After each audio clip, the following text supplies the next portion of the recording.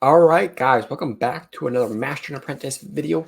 Today we've got some new first looks at some 2024 May Lego Star Wars.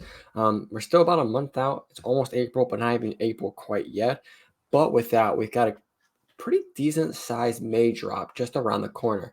And so a lot of these are some first images, whether they were leaked from a catalog or some just images someone managed to find. But these aren't high quality images, and some of these, don't show everything. So these are just the first glimpse, first images of some 2024 May Lego Star Wars sets. Okay, so the first set we have is the Droideka. It's pretty simple and easy. It's going to be about $60. Sounds all right. It's kind of hard to tell the size, but compared to the plaque, you can kind of get an idea of how big this thing is going to be. Maybe closer to that Grogu up there in the corner, actually. Maybe closer to that, but not as thick and dense. As you can see, there's all kinds of technique work with this. I think the actual build looks pretty awesome.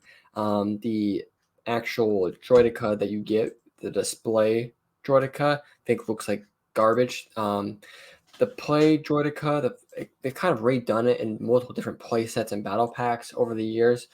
And I think this might be one of the worst ones they've ever done. This Droideka looks absolutely garbage. The actual set, I think, looks really good. And the plaque looks awesome. It is 25th anniversary, not 20th anniversary for Phantom Menace. So some of you were wondering, maybe we get a 20th anniversary for the Phantom Menace. Doesn't look like we'll be getting that. Even in any of the other sets coming forward, we'll see. Yeah, it looks like a great build. The next set we have is the Boonta Eve diorama set.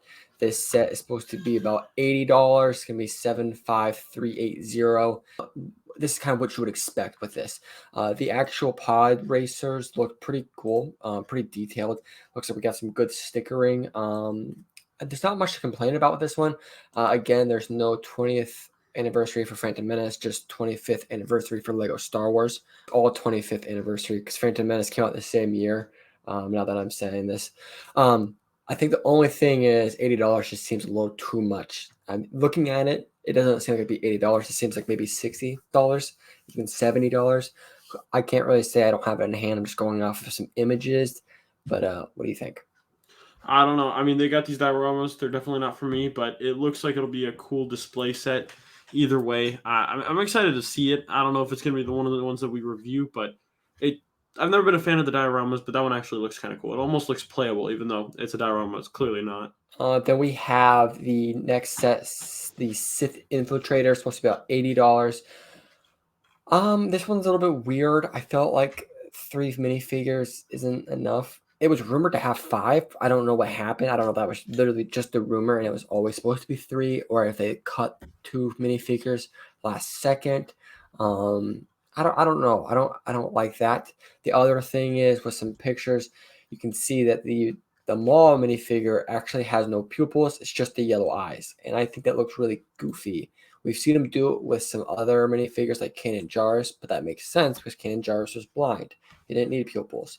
Or with Darth Sidious. I think that makes more sense with Darth Sidious as his eyes were, I don't know. I feel like they were more vibrant yellow than Darth Maul's at times. I feel like Darth Maul's didn't really stand out. Either way, I think it doesn't. I think it looks goofy. And then also, you can probably see from the images, we do have a 25th anniversary minifigure exclusive to this set, and it's Saw Gerrera. Just kind of from the pictures, he looks to be pretty green. I don't remember him being that green from Rogue One or any other film or series. So that might be either discoloration or just have to wait and see when we get it in person. The box art's pretty simple. The Tatooine. From the build, it looks pretty slick. I don't know, $80. This picture, I don't think does it justice because this looks really small for $80. But I have a feeling it's not going to be that small. Yeah, it's definitely got to be bigger than it looks because, I mean, it almost looks as big as the Pirate Snub Fighter, and that set was $35 if I'm not mistaken. And I mean, this one has the Saw Gerrera in it. It looks cool, and I know they're bumping up the price a little bit whenever they add that 25th anniversary set. I mean, potentially, but the price point it reflects better whenever we see it in hand. The next set we have, the last one to be revealed, is the BARC Speeder Escape. I thought it was going to be called Grogu's Escape, but for some reason they went with Bark Speeder Escape. Nonetheless, it's going to be from The Mandalorian Season 3. Just a kind of out of place scene, but nonetheless really cool scene where we see Order 66 and the actual origins of Grogu's escape. We get Caloran Beck, 2 501st troopers, and then of course Grogu. It looks to be pretty great for $30. This actually seems relatively fair. Out of all of these sets, this seems to be the best one, in my opinion. The Sith Infiltrator seems to be pretty great too, but I can't really tell from the sizing. But this, I can tell it looks great. The Bark Speeder looks awesome, and then there's some sort of like antenna build with it as well. I don't really know what that's about. Maybe it's just a light. It seems kind of weird. Just seems like they put there to have extra pieces.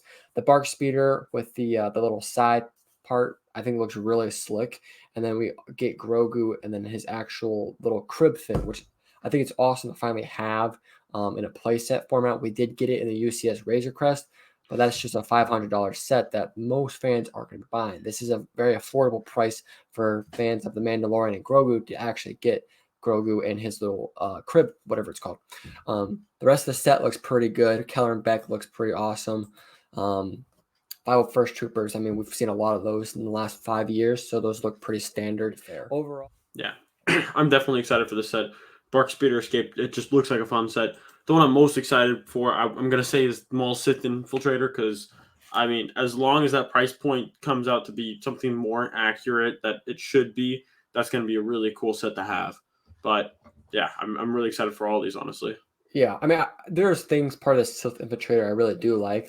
Qui-Gon's poncho, I'm glad they didn't cheap out and maybe do a print. They actually gave us the cloth piece, especially in today's Lego Star Wars, but we don't even get cloth skirts anymore. We just get those printed. They went the extra mile with some things. They tried some new things. The Sith eyes for Darth Maul, I don't think work very well, but they at least tried something new. Hopefully they live and learn, don't do it again. It's just from the picture, it just looks kind of small, but that's something I Yeah. can't really tell because I don't have it in hand. That's something we're going to do a review on for sure as a 25th anniversary special set. Overall, I think these are some great sets. Some of them are kind of hard to tell how great they are without having them in person, but we'll have those reviews up for you guys as soon as possible. Let us know what you guys think down in the comments, what you guys are most excited about out of all these sets, what you guys are least excited about. And yeah, with that, I hope you guys did enjoy this. Don't forget to hit that like and subscribe, and we'll see you guys in the next video. Peace.